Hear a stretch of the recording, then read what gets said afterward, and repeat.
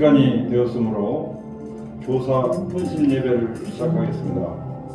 무너져가는 어린이와 중고등부 교회 교육의 현실 속에서 온 몸과 마음을 바쳐 수고하시는 교육부 교사 선생님과 더불어 교우 여러분들을 모시고 헌신 예배를 드리게 됨을 대단히 감사하게 생각합니다.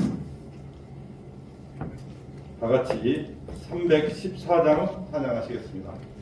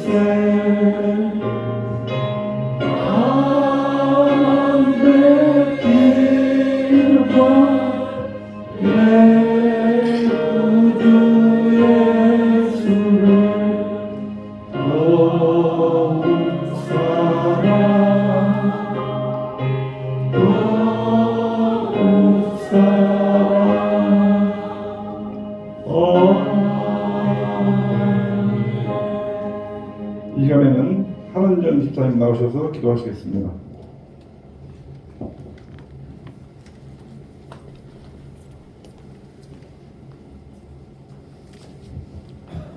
기도하시겠습니다.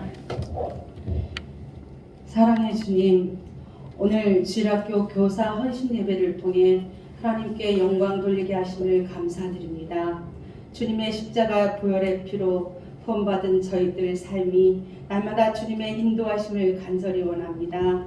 에덴교회 주일학교 예배를 통해 어린 믿음의 씨앗들을 잘 양육하고 섬기며 다음 세대를 준비하는 아이들로 사명 감당하게 하시고 교사의 직분을 통해 축복의 통로로 되게 하여 주시기를 원합니다.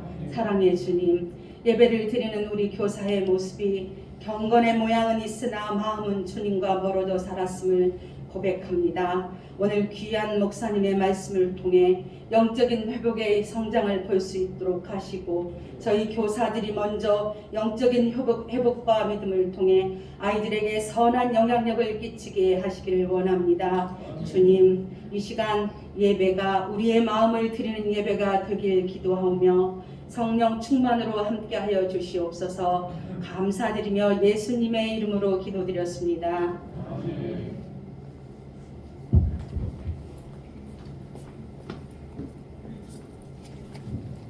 성경 통독은 이인숙 집사님 나오셔서 성경 통독을 합니다. 성경 말씀은 고린도전서 3장 6절에서 9절 말씀이 되겠습니다.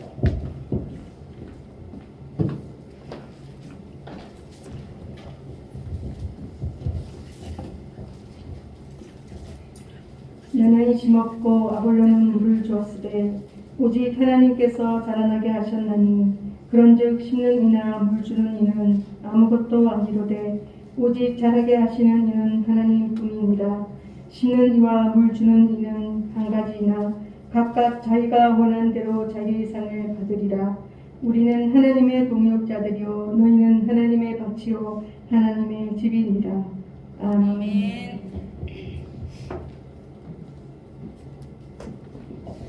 이 시간에는 교사 일동이 나와서 내 마음의 주를 향한 사랑이라는 찬양을 하도록 하겠습니다. 기도하실 바랍니다.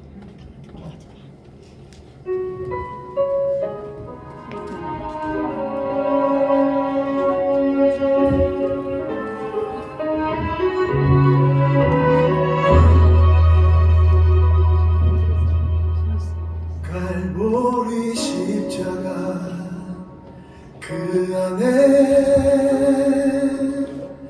사랑과 순종의 고난이 있네. 세상을 구하신 어린 양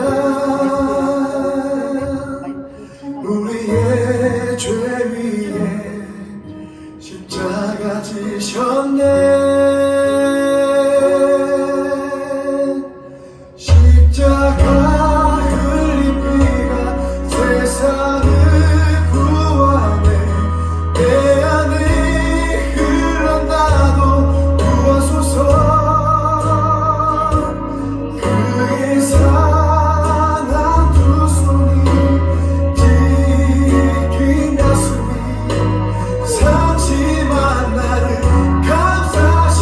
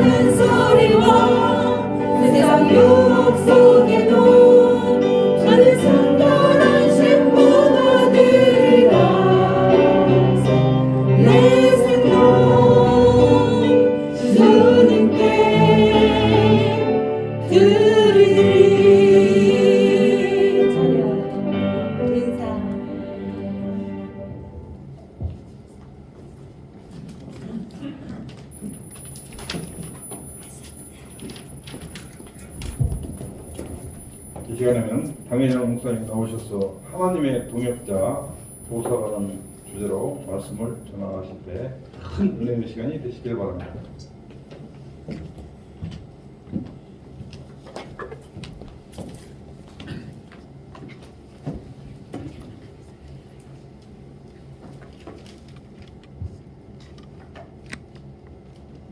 할렐루야.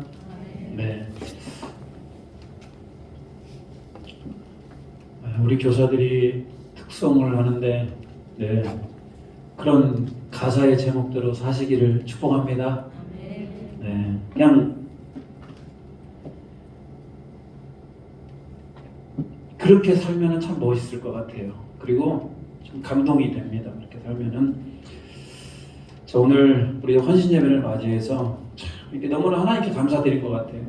작년에는 헌신 예배를 한 번도 못 드렸는데 올해 우리가 진짜 하나님 앞에서 어떻게 하는 것이 제대로 직분을 감당하는 것인가 의미를 생각해 보면서 헌신 예배를 드리게 됩니다. 특별히 우리 교사들 안에 오늘 큰 도전과 은혜가 있기를 주님의 이름으로 축복합니다.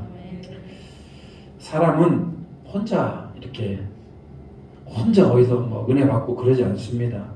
사람은 항상 누군가가 도와줘야 됩니다.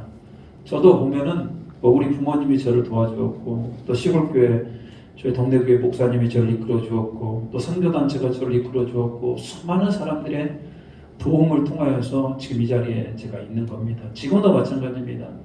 제가 이제 교제하고 있는 그런 목사님들이 계시고, 또 그 목사님들을 통하여서 영적 도전과 또 조언도 받고 있습니다.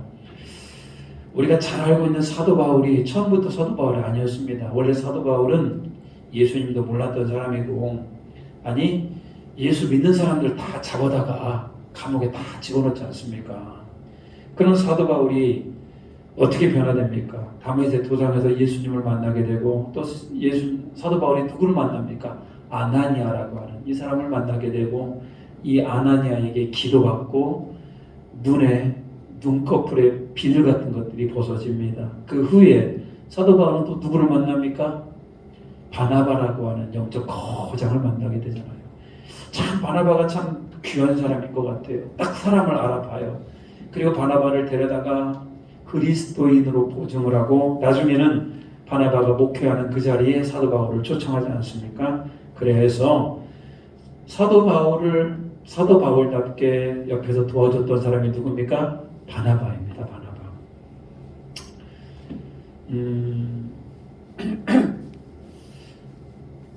바나바가 또 한 사람을 세우게 되는데, 그건 바로 마가 요한입니다. 사도 바울과 함께 바나바가 제1차 전도 여행을 갔는데, 그 중에 한 명이 도중에 탈락을 하게 되죠. 그 사람 이름이 마가 요한이죠.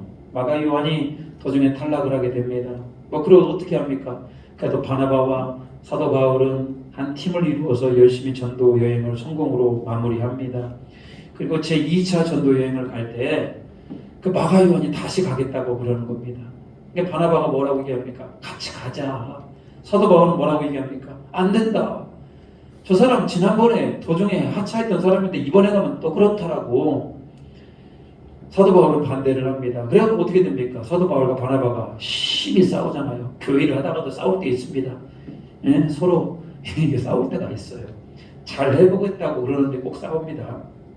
그러다가 둘이가 헤어지게 됩니다. 사도 바울은 신라를 데리고 전도 여행을 가게 되고, 바나바는 그 마가 요한을 데리고 전도 여행을 가게 되죠. 마가 요한은 어떻게 됐을까요? 마가 요한은 나중에 실패한 인생이 아니고요, 바나바를 통하여서 그리고 나중에 베드로의 영향을 받아가지고 오늘 지금 성경 마가복음의 저자가 됩니다. 참 훌륭한 사람이 돼요. 사도 바울이 나중에 감옥에서 뭐라고 얘기하냐? 마가 요한을 좀 데리고 와라. 내가 마가 요한을 좀 보고 싶다. 그는 나에게 유익한 사람이다라고 고백을 하죠. 마가 요한이라는 사람에게 누가 있었습니까? 사도 바울이 있었고, 바나바가 있었고, 베드로라고 하는 사람이 있었다, 이런 얘기죠. 오늘 한 사람의 그리스도인이 만들어지기까지 여러 사람의 많은 도움들이 필요하고 많은 손길들이 필요합니다.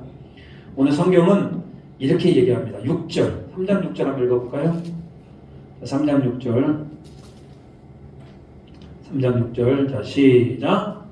나는 심었고 아볼로는 물을 주었을 때 오직 하나님께서 자라나게 하셨나니. 사도 바울은 열심히 복음을 심었고 누구는 물을 주었다? 아볼로는 물을 주었다. 그러니까 여러분, 복음을 심은 자도 중요하고 또 뭐 하는 자도 중요합니까? 물을 준 자도 중요해요. 복음을 심은 자, 물을 주는 자, 햇빛도 얼마나 중요합니까? 이런 것들이 다 돼가지고 그 영혼이 자라나는 거 아니겠습니까?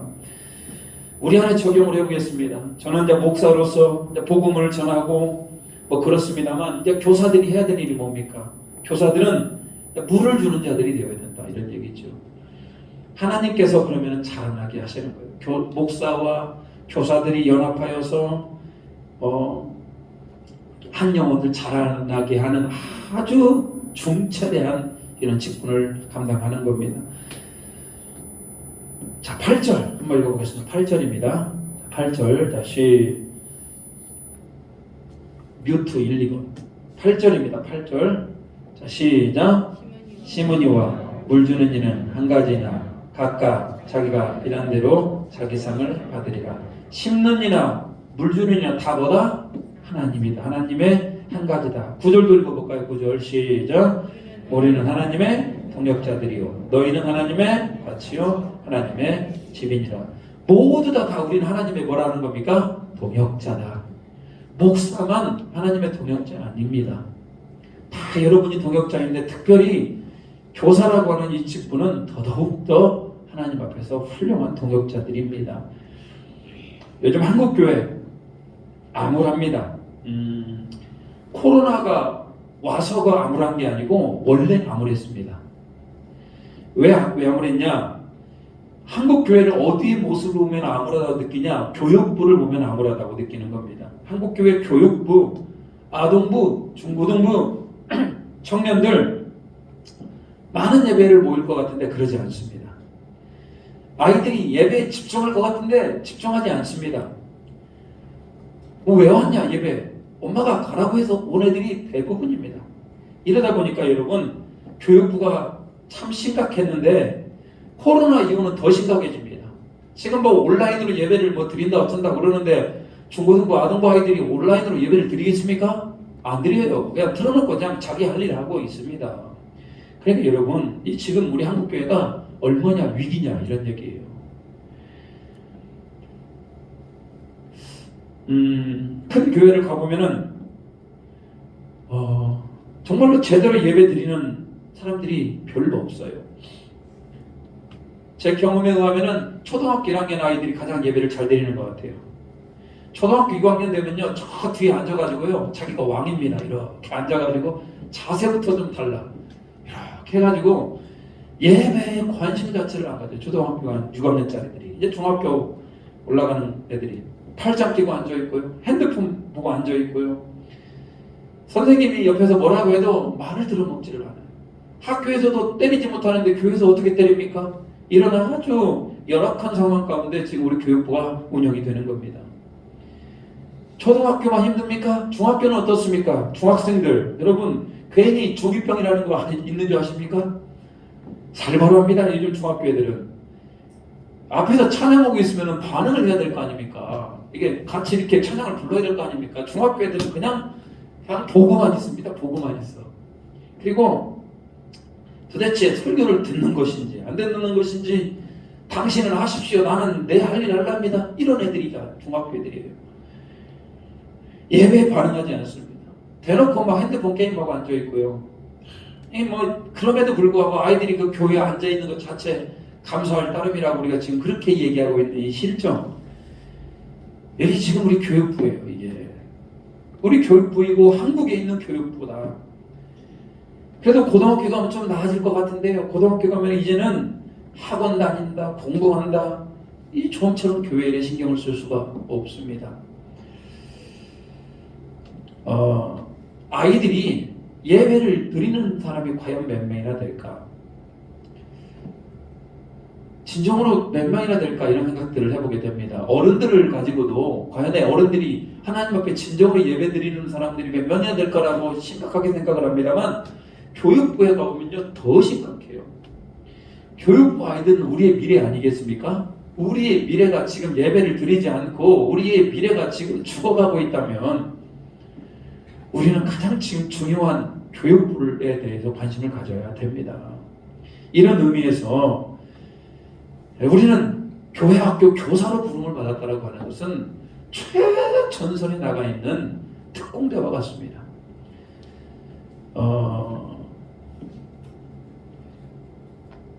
우리는 결단코 교육부를 포기할 수가 없죠. 여러분, 우리가 자녀가 있는데 집에 자녀가 있는데 자녀를 포기할 겁니까? 자녀는 포기할 수 없지 않습니까? 우리 교회도 마찬가지입니다. 우리 교회 안에 여러 가지 많은 부서가 있죠. 그렇지만 결단코 우리가 포기해서는 안 되는 게 바로 우리 교육부입니다. 그런 의미에서 목사나 전도사도 중요하죠. 너무너무나 중요해요. 교회에서 목사나 전도사가 가장 중요한 것 같죠? 아니에요. 교회 들어가면 목사도 중요하고 전도사도 중요합니다만 목사하고 전도사가 예배 드릴 때 말씀을 전하면 아이들이 듣는 것 같은가요? 듣기도 합니다만 예배 끝나면 다 잃어버리는 게 대부분인 것 같아요. 우리 아이들도 예배 끝나고 물어봐요. 오늘도 말씀 뭐 들었냐? 그때는 듣는 것 같은데 집에 오면 다 잊어버려요. 생각이 안 나. 그래서 여러분, 목사의 설교로 이 아이들을 잡을 수 있을까? 결단코 잡을 수 없습니다. 목사의 설교로 아이들을 잡을 수 있다면 진작에 다 잡았죠. 요즘 시대는 그래서 목사의 설교로 교육부를 잡는 시대가 아니고 요즘 시대는 교사의 역량으로 교육부를 움직이는 겁니다. 사실 복음을 저는 심는다고 합니다만 교사들은 본인이 복음도 심어야 되고 본인들이 물도 줘야 되는 이런 어마어마한 사명을 갖고 있어요. 이것이 교사의 일이겠습니까? 우리 교회 목장 성기미들 있잖아요. 목장 성기미들도 마찬가지입니다. 복음을 심어야 되고 그들에게 물을 줘야 되고 이렇게 목장 성기미들도 돌보미들도 마찬가지로 교사와 같은 심정으로 우리 목장을 돌봐야 됩니다. 학생들에게 가장 영향을 누가 끼칠까요? 집에서는 당연히 부모님이겠죠. 학교에 가면은 학교 선생님이 가장 영향을 많이 끼칠 겁니다. 교회에서는요, 목사님이 그렇게 많은 영향을 끼치지 않습니다. 설교하는 목사나 전도사는 그 시간에 한 15분, 20분을 그냥 설교하는 거고요. 그보다 더 영향을 끼치는 사람이 바로 누구다? 교사들입니다. 교사들. 그래서 우리는 우리 교사의 조건이 정말 대단하다. 우리 아이의 영혼의 문제가 우리 교사의 손에 달려있다. 이런 얘기입니다.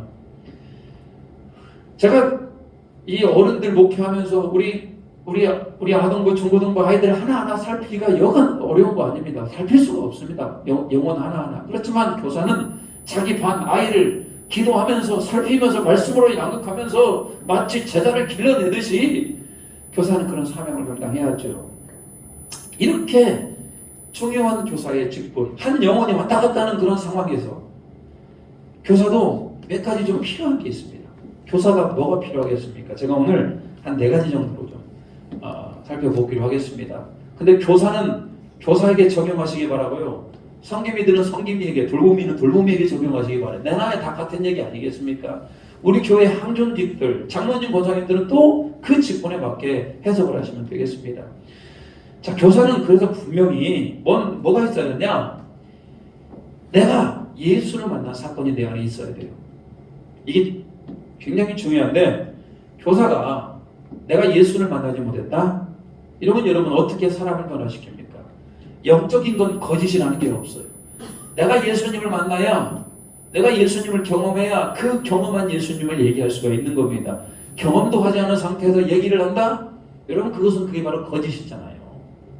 근본적으로 예배라고 하는 것은 예수님을 만난 자들이 드리는 게 예배입니다. 예수님을 만나지 못한 자들이 예배를 드린다고 할 수 없는 거죠. 왜? 구경하는 거죠, 구경. 예수님을 만나지 못하는데 어떻게 예배를 할 수 있겠습니까? 그만큼 예수를 만나지 않은 사람이 교사로 앉아있는다. 그만큼 위험한 게 없는 겁니다. 한국 교회가 봉사자가 없습니다. 봉사자가 없고 교사를 모집하면은 큰 교회 가봐도 교사 모집했다 싶으면 교사 서로 안 하려고요. 왜? 힘드니까. 찬양대는 그냥 찬양하고 그냥 봉사하면 되지 않습니까? 교사는 그게 아니에요. 애들을 살펴야 되고 애들을 말씀으로 먹여야 되고 애들을 이해해야 되고 이 정신적인 스트레스가 말이 아닙니다. 그래서 교사는 서로 안 하려고 그럽니다. 그러다 보니까 좀 괜찮은 사람들 다 데려다가 교사를 막 이렇게 스카우트하는 경우들이 많아요. 20살이 되면은 대학 간과 동시에 교회에서 주어지는 직분들, 그게 바로 교사 정도로 알고 있습니다. 제가 그랬습니다. 제가 20살이 되어서 고등학교를 졸업하고 대학교로 가게 되는데 바로 아동부 교사가 되었습니다. 근데 저는 그 당시에 아이들이 예수님을 만났는가 그런 거 별로 관심이 없어요. 왜? 나도 예수님을 못 만났는데 뭔 애들이 지금 예수님을 만나요. 그래갖고 저는 어떻게 했냐, 그냥 예배 드리고 그냥 분만 공부 따라서 그냥 공부하고 같이 간식 먹으면서 그냥 그 1시간 보내다 마는 것. 이러니 여러분 공부가 의미가 있습니까? 이러니 아이들과의 삶을 뭘 나누겠습니까? 제가 제 인생을 돌아봤을 때 제가 예수님 만나지 않은 상태에서 교사 역할을 하는 것은 소경을 인도하는 것 같은 거예요. 심각한 건 뭐냐? 내가 예수를 만나지 않았기 때문에 아이들을 위해 기도할 줄을 몰라요. 아이들이 영적으로 어떻게 변화되는가에 별로 관심이 없고, 여러분 이런 교사 10년 해본들 무슨 의미가 있습니까? 없는 것 같습니까? 있어요. 그래서 교사는 내 안에 먼저 은혜가 필요합니다. 제가 그렇게 해서 군대를 갔다 왔는데, 군대를 갔다 와서 예수님을 인격적으로 만나게 됩니다. 예수님을 인격적으로 만난 다음에 달라지게 되는데, 제가 그때부터 교사의 위치가 달라졌어요. 이때부터는 아이들과 함께 밥도 먹고 아이들과 함께 영화도 보고 이런저런 관계를 맺었습니다. 그때는 중고등부 교사였었는데, 그리고 그런 관계를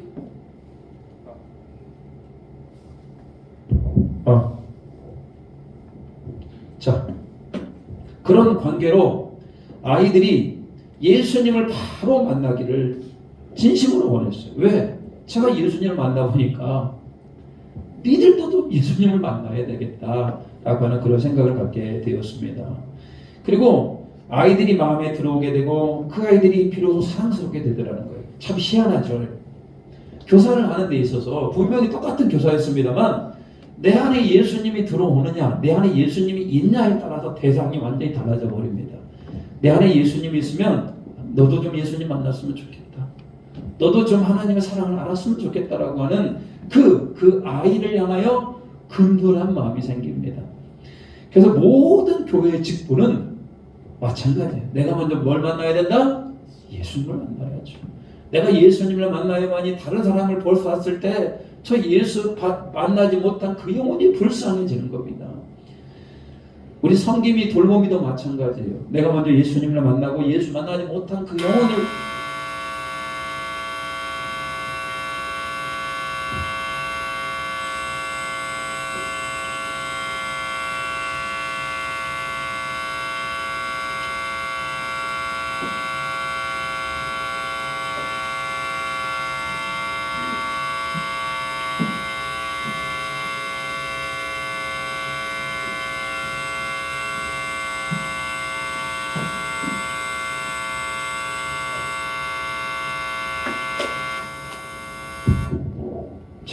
해결됐습니다.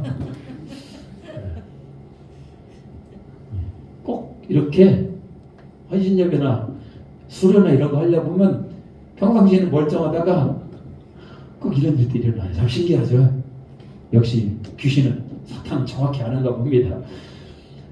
제가 예수님을 만나고 난 다음에 사람을 바라보는 눈이 달라지더라는 거예요. 그래서 우리 교사가 정말로 필요한 건 뭐다? 내가 먼저 예수님 만나는 것. 그러면 그 옛날 10년 전에 예수님 만나 돼요? 10년 전에 만난 예수님은 중요합니다만 그렇게 크게 의미는 없어요. 10년 전, 20년 전에 예수님 만나기 때문에 내가 교사한다 그게 아니고 지금 오늘 이 순간에 내가 예수님을 만나야만이. 언제요? 지금 내가 이 순간 예수님을 만나고 내가 지금 이 순간 하나님을 예배하는 자가 되어야만이 우리가 교사의 그 섬김의 역할들을 감당하는 것이고 교회에서도 중직자를 감당하는 거예요. 자, 이게 바로 교사의 가장 큰 첫 번째 조건이고, 두 번째는 뭐냐? 그래서 내가 예수를 만났어요. 그리고 애들이 사랑스러워요. 그렇다면 여러분 이제 두 번째로 우리에게 필요한 건 뭐냐? 그 아이들에게 복음을 전할 수가 있어야 됩니다. 신앙생활 30년, 40년, 50년 했어도 복음을 전하지 못하는 사람들이 많아요. 예배는 열심히 들읍니다. 성경도 열심히 읽어요. 기도도 열심히 하는데 복음을 전할 줄은 몰라. 그게 바로 뭡니까? 복음 전하지 못하는 장애인. 우리는 성경은 얼마나 많은 복음을 전하라고 얘기합니까? 너는 때를 얻든지 못 얻든지 복음을 전파하라. 수없이 복음을 전파하는데 우리가 겨우 할 수 있는 얘기는 뭐밖에 없습니다. 우리 교회 가자. 교회 가자. 이게 복음입니까? 교회 가자. 산 영혼을 교회로 데리는 것도 복음이다만 우리는 진짜로 중요한 게 뭐냐? 내가 알고 있는 예수, 내가 만난 예수를 내 양에게, 내 학생들에게, 내 목장 식구에게 전할 수가 있어야 돼요. 이건 굉장히 중요한 겁니다. 저는 제가 중고등학교 아이들을 가르치면서 제가 예수를 만났습니다만 애들이 사랑스럽고 애들과 함께 밥도 먹고 놀고 즐거운 교제를 했습니다만 결론적으로 나는 그들에게 뭘 못했다? 복음을 전할 줄을 몰랐어요. 그러다가 제가 선교단체에서 예수 그리스도의 복음을 전하는 훈련을 받았어요. 그리고 사람이 예수 그리스도를 믿게 되면 새 생명을 얻었지 않습니까? 새 생명을 얻은 영혼들을 차례차례 가르치는 그런 훈련들을 받게 되었어요. 근데 놀라운 건 뭐냐면 복음을 전하고 새 생명을 얻어서 마치 걸음마를 배우듯이 차근차근 신앙에 대해서 배워가니까 저에게 너무나 많은 도움이 됐었고 저도 다른 사람을 향하여서 복음을 전하고 그 새 생명 얻은 자를 향하여서 체계적으로 훈련시키고 교육을 시키게 되더라는 겁니다. 이게 무슨 얘기냐? 교사는 훈련해야 됩니다. 뭔 훈련을 해야 돼? 내가 예수 그리스도, 내가 알고 있는 예수 그리스도를 소개할 수 있는, 분명히 복음을 소개할 수가 있어야 되고 그 영혼을 체계적으로 말씀으로 가르칠 훈련이 되어야 됩니다. 한국 교회는 그렇게 훈련 없이 교사를 시켜버리면은 아이들과 함께 놀기는 잘하는데 진짜 복음을 전하지 못하는 그런 사태가 발생할 수가 있는 겁니다. 저는 대학교 가서 대학생들을 통해서 그렇게 경험을 했습니다. 그리고 중고등학교 시절에도 충분히 중고등학교만 돼도, 아니 요즘은 아이들이 빠릅니다. 초등학교 5학년 6학년만 되어도 앉아다 놓고 예수 그리스도의 십자가의 보혈을 얘기하고 신앙생활을 체크할 수가 있는 겁니다. 이 아이가 날마다 지금 무슨 생각을 하고 있는지, 그 안에 하나님이 지금 계시는지, 말씀에 따라 살고 있는지를 점검을 해야 됩니다. 주일날마다 점검. 그리고 복음으로 그 사람을 세워야 되는 게 바로 교사들하는 거예요. 단순히 공과, 저는 공과 크게 의미 없다고 생각합니다. 공과를 하지 말라는 게 아니고, 공과가 왜 특별히 의미가 없냐? 공과보다 더 중요한 게 뭡니까? 그 안에 지금 예수 그리스도가 계시느냐? 그 안에 지금 하나님 말씀대로 살기를 원하느냐? 이 부분을 체크하고, 가장 약한 부분, 복음이 약하면 복음을 전해야 되고, 말씀이 약하면 말씀을 전해야 되고, 기도가 약하면 기도가 전해야 되고, 이게 바로 교사 역할이라는 거예요. 그러니까 교사는 너무 많은 아이들을 감당하면 안 됩니다. 자기 반 10명이야. 그럼 어떻게 다 이걸 감당합니까? 3명, 4명, 2명, 1명일지라도 큰 영혼에 집중해야 된다. 그래서 교사는 이제 교사대학 같은 것도 이제 시간이 되면 좀 하려고 그럽니다. 교사대학 같은 것도 해야죠. 내가 복음을 전하는 훈련도 받아야 되고, 그 복음을 전할 때 내 안에 기쁨이 있던 것도 느껴야 되고요. 자, 이렇게 아이들에게 복음을 전하는 자가 되어야 됩니다. 그런가 하면 셋째로, 교사는 복음만 전하고 그런 것보다 더 중요한 게 뭐냐면 아이들에게 관심을 가져야죠. 관심을 가져야 돼요. 관심은 여러분 간단히 얘기하면 돈과 시간입니다. 아이들에게 돈을 써야 되고 시간을 내야 돼요. 제가 대학생 신입생 때 신입생들을 복음을 전하기 위해서 노력을 했습니다. 접근을 해요. 그래가지고 예수 믿으시냐고 라고 접근을 합니다만, 여러분 그 신입생들이 만나줍니까? 그 아이들을 만나기 위해서, 그 아이들을 꼬시기 위해서, 쉽게 얘기해서 그 아이들을 복음으로 인도하기 위해서 밥을 엄청 사줍니다. 밥을 1끼 사주고 2끼 사주고 3끼 사주고 점심때마다 사줘요. 뭐 대학생들이 돈이 어디 있습니까? 그래서 막 사줘요. 왜? 그렇게 사주다 보면 그 마음이 열려요. 신입생들에게 무한한 사랑을 베풀어요. 수강 신청할 때도 가서 도와주고, 학교에 적응하도록 도와주고 왜 그렇게 도와줍니까? 그렇게 하다 보면 그 아이들의 마음이 열리니까. 그래서 여러분 교사라고 하는 것은 복음을 전하는 것, 내가 먼저 복음에 깨어 있는 것도 중요합니다만 일단 그들에게 관심을 가져야죠. 그들에게 사랑을 베풀어야 되고 그들을 감동시킬 수가 있어야 됩니다.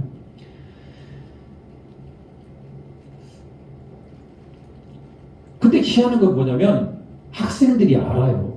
아, 우리 선생님이 나에게 관심이 있구나. 우리 목사님이 나에게 관심이 있구나. 이걸 알아요. 처음에는 별로 예수님에 관심이 없던 사람들이 그렇게 인간적인 친함과 사랑과 관심을 가지고 서서히 그 마음이 열리게 되고 예수님한테 관심을 갖게 되고 이러다 보면 복음이 그들에게 들어가게 되는 겁니다. 교사들이요, 가르치지 말라 이런 책이 있어요. 가르치지 말래요. 교사들이 뭘 가르치는? 우리 교사들은 항상 가르치려고 그래요. 안 쳐다보고 공부해야 되고 성경을 가르쳐야 되고. 여러분 그런 것도 중요합니다만 이 책이 얘기하는 건 뭐냐면 가르치지 말고 교사들이 아이들과 함께 뭐해라? 놀아주어라. 그리고 예수님의 모습을 학생들에게 뭐해라? 보여주어라. 놀아주고 보여주는 것. 여러분 어떻게 보면 우리 부모들이 그러잖아요. 부모들이 자녀들 데려다 놓고 맨날 가르칩니까? 부모들이 맨날 자녀들 가르치면 자녀들이 힘들어할 겁니다. 근데 부모들은 아이들과 함께 뭐 하는 겁니까? 놀아주고 삶에서 부모가 자연적으로 자녀들을 뭐 하는 거? 배우게 하는 거. 이게 바로 교사의 역할이라는 거죠.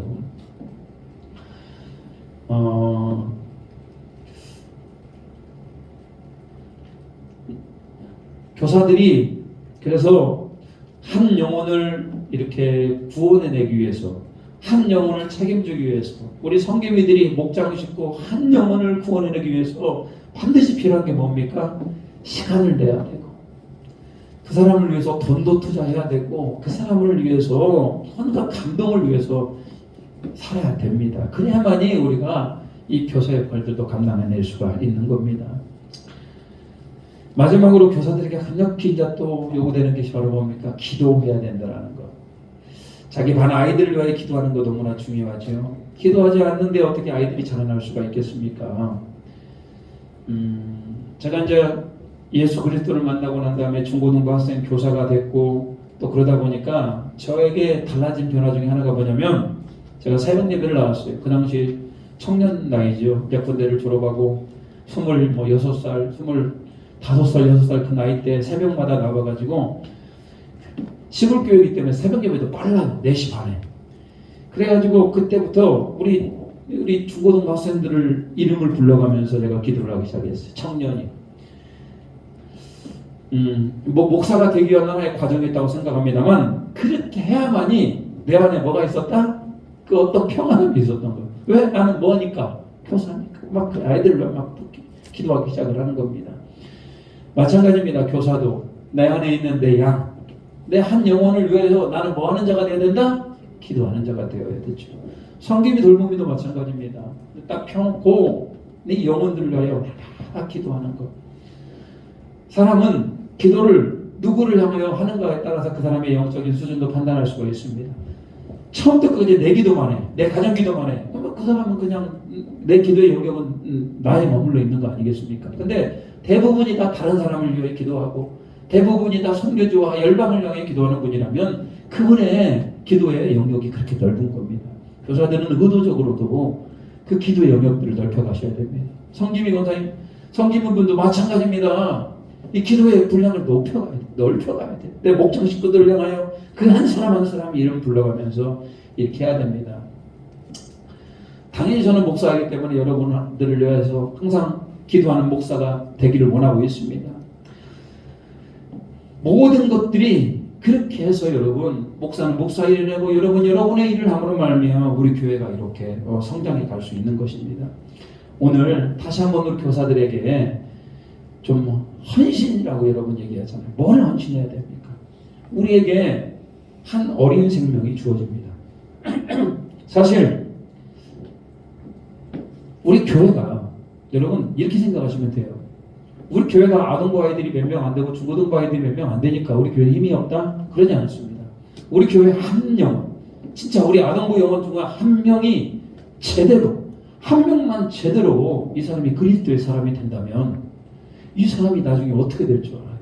그러니까 여러분, 우리 교회는 작다, 우리 교회는 교육부가 너무나 미비하다, 그렇게 생각하지 마시고 그 한 영혼을 제대로 키워내면, 그 한 영혼을 제대로 하나님 앞에 세워놓으면은 저렇게 칭찬 들으면 되는 거 아니겠습니까? 아이들이 100명, 200명 모이면 뭐합니까? 그렇게 해서 잘못 100명, 200명 모았는데 그 중에도 쓸만한 사람이 하나가 없다면 그게 불행한 겁니다. 적게 모여도 그 적게 모이는 그 사람에게 신경을 쓰면서 영혼을 살피고 바른 길로 인도한다면 그게 주님께서 칭찬받는 거라는 거예요. 오늘 헌신 예배, 우리는 언젠가 20년, 30년, 40년 지나면 어떻게 되겠습니까? 우리는 다 은퇴하지 않습니까? 이 땅에서 은퇴를 해야 되고 그 아이들이 자라나서 우리 교회를 채울 거예요. 청년들이 이제 우리 교회의 주역이 될 겁니다. 이렇게 하다 보면 정말 중요한 세대가 바로 우리 교육부 아니겠습니까? 우리 청년들이 진짜 중요한 세대가 되는 거예요. 청년들이 예수 그리스도를 알아야 되고, 청년들이 제대로 된 신앙관과 제대로 된 교회관, 그리고 가정의 주인이 하나님이고, 결혼 안에서 하나님을 섬기고 또 자녀를 양육하고 이런 모든 일련의 과정을 통해서 우리 교회가 부흥하고 발전하기를 주님의 이름으로 축복합니다. 다시 한번 우리 교사들에게 코로나로 위축이 됩니다. 그렇지만 오늘 하나님이 한 영혼 우리에게 보내주시고 계시고, 한 영혼 보내주고 계시고, 우리 교육부도 한 영혼 일어날 겁니다. 우리 희망을 가지시고 우리 교사들이 더욱더 힘을 내고 더 나아가서 주님 앞에 칭찬 들을 수 있는 교회가 되기를 주님의 이름으로 축복합니다. 우리 성김이 돌봄이분들 마찬가지입니다. 각 목장을 어떻게 하면 하나님께서 기뻐하는 목장으로 이루어갈 것인가, 날마다 기도하면서 준비하시기를 주님의 이름으로 축복합니다. 같이 한번 우리 교사들을 위해 기도하겠습니다. 우리 교사들을 위해 기도하는데요, 여러분 이렇게 축복해 줬으면 좋겠습니다. 교사들 만만치가 않습니다. 한 생명을 쾌여하고 한 생명을 복음으로 세우는 것 참으로 어렵습니다. 우리 교사들에게 하나님 믿음을 더하여 주시라고, 그리고 우리 교사들이 날마다 예수 그리스도를 만날 수 있도록 주님 도와주시고, 복음을 전하는 자가 되게 하시고, 아이들을 진정으로 사랑하는 자가 되게 하시고, 기도하는 우리 교사들 되게 해달라, 한국교회의 미래가 되는 우리 아이들을 잘 키워낼 수 있도록 도와주시라고 같이 한번 기도하겠습니다. 주여, 아버지 하나님, 오늘 교육부 헌신 예배를 통하여서 하나님 우리 교사 헌신 예배를 통하여서 하나님께 나아가겠음을 감사드립니다. 이것이 우리의 간증이 되게 하시고 우리가 있는 교회 되기를 소망합니다. 하나님 우리 아이들, 하나님 참으로 하나님 방황하는 아이들에게 복음을 제대로 전할 수 있는 우리 모두가 되게 하여 주시옵소서. 하나님 이 아이들을 위해 기도하는 자가 되게 하시고, 이 아이들에게 시간을 내는 자가 되게 하여 주시고, 이 아이들에게 복음을 제대로 전할 수 있는 그런 아버지 하나님 우리 교사들이 되기를 소망합니다. 지금도 아버지 하나님 우리를 넘어뜨리려고 하는 그런 악한 것들에게 우리가 무너지지 않게 하여 주시고, 오직 여호와를 낭망하며 나아갈 수 있도록 주여 도와주시옵소서. 살아계신 하나님을 만나기를 소망합니다. 주여 충만케 하여 주시고 주여 은혜를 더하여 주시옵소서. 하나님 우리 교육부 하나님 은혜를 더하여 주시옵소서. 주님, 우리 하나 더 기도합니다. 우리 교육부를 위해 기도해 주시기 바랍니다. 우리 교육부에 비록 몇 명 안 되는 교육부 아이들입니다만 한 영혼이 하나님 앞에 제대로 설 수 있도록 우리 청년들이 하나님을 제대로 바라보며 비전을 가지게 하시고 좋은 영적인 배우자를 만나서 믿음의 가정을 잘 이끌어갈 수 있도록 우리 중고등부 학생들에게 지혜, 청명, 믿음 주시라고, 아동부 어린이들이 어려서부터 하나님을 경외하는 자가 되게 해달라고, 진심으로 한 영혼이 사무엘과 같은 그런 영혼들이 일어나는 교회가 되기를 원합니다라고 우리 교육부를 위해 기도하겠습니다. 주여, 아버지 하나님 오늘도 하나님 우리 교육부를 위하여 불쌍하게 해주시옵소서. 세상이 참으로 험합니다. 하나님 누가 아버지 하나님에다 올바로 서 있는 자를 믿습니다. 주여 불쌍히 여겨주시옵소서. 주여 은혜를 더하여 주시옵소서. 오늘 하나님의 이름으로 나아갑니다. 주여 우리 가운데 하나님의 이름으로 나아가오니 우리를 불쌍히 여겨주시고, 하나님 우리 교육부에 하나님 우리 중고등부 학생들이 죄와 정명을 주시고 믿음을 더하여 주시고 하시고 하는 우리들이 어려서 하나님을 경외하는 자가 되게 하시고 하나님을 존중하는 자가 되게 해주시옵소서. 우리 청년들에게 아버지는 영적인 눈을 열어주시옵소서. 하나님 믿음의 영적인 눈을 하게 해주시고 하나님은 좋은 영적인 명제를 만나서 믿음의 대상을 이루며 하나님 이 나라 민족의 아버지 하나님의 나라를 분들이 되게 해주시고 하나님 우리 청년들 안에 크신 하나님의 은혜가 있게 해주여 분들어 주시옵소서. 하나님 교육을 통해 하나님의 사람이 되게 하시고 말씀으로 다시 한번 공부하게 되는 말씀으로 말미암아 나아갈 수 있는 하나님 믿음의 아이들이 될 수 있도록 주여 도와주시옵소서. 주님 하나님 오늘 우리 교사 헌신 예배로 하나님 앞에 영광 돌리며 예배드리게 하심을 감사드립니다. 오늘 우리가 드려진 예배가 복된 예배가 되게 하시고 특별히 교사들 다시 한번 주를 향한 사랑이 넘쳐나게 하시고 날마다 예수 그리스도를 만나게 하시고 기도하는 자가 되게 하시고 아이들을 진심으로 사랑할 수 있는 우리 모두가 교사들이 되게 주여 도와주시옵소서. 나중에 예수께 하나님의 동역자였다라고 칭찬 들을 수 있는 우리 교사들 되기를 소망합니다. 우리 교회의 목장을 섬기는 섬김이 돌보미들 가운데에도 동일한 은혜를 더하여 주시어서 목장을 잘 돌볼 수 있도록 주님 도와주시옵소서. 감사 올려드리오며 예수님 이름으로 기도 올리옵나이다. 아멘.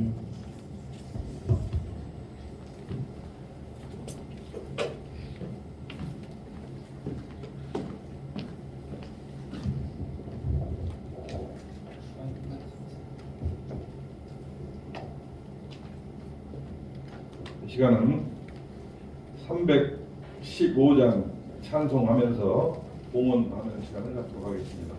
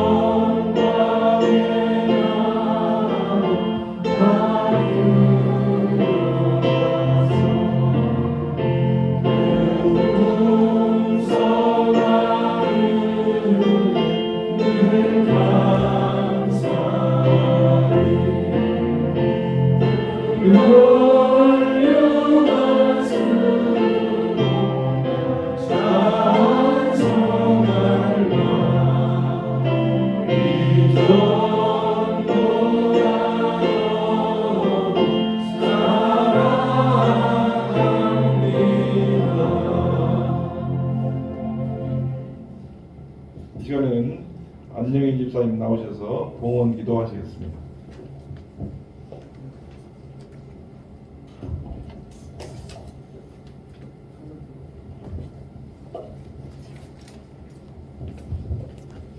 기도드리겠습니다.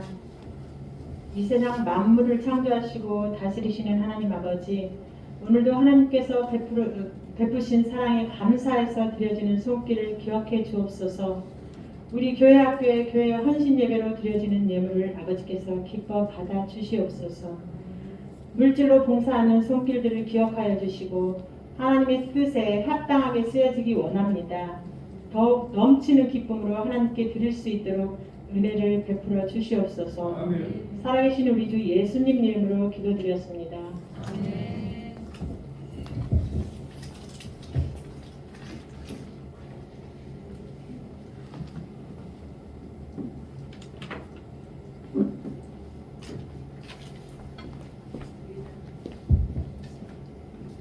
교회 소식을 전해드리도록 하겠습니다.